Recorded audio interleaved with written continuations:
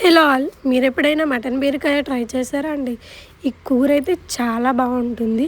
మనకి మటన్ ఎంత తిన్నా హీట్ కూడా చేయదు బీరకాయ కాంబినేషన్తో తింటే. సో ఈ కర్రీ ఎలా చేయాలో చూసేద్దాం రండి.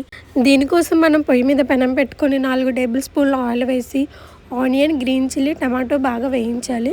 సో టమాటో తొందరగా మగ్గడానికి మనం కొంచెం సాల్ట్ వేయాలి.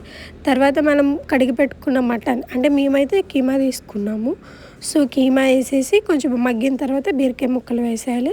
తర్వాత మనకి రుచికి తగ్గట్టు కారం, ఉప్పు వేసి అడ్జస్ట్ చేసుకోవాలి.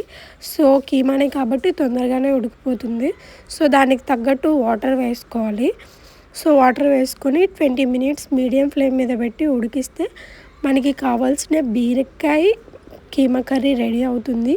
చాలా బాగుంటుంది. ఇలా ఎప్పుడైనా ట్రై చేయండి. అండ్ క్వాంటిటీ కూడా మనకి ఎక్కువ వస్తుంది. సో కీమా అంటే తక్కువ క్వాంటిటీ తెచ్చుకుంటాం కదా, అప్పుడప్పుడు ఇలాంటి కాంబో చేసి వండితే చాలా బాగుంటుంది. చాలా చలువ కూడా చేస్తుంది. మీరు ఎప్పుడైనా వండితే కామెంట్ చేయండి. సో ఇలాంటి మోర్ వీడియోస్ కోసం నా ఛానల్ని ఫాలో చేయండి. Thank you for watching.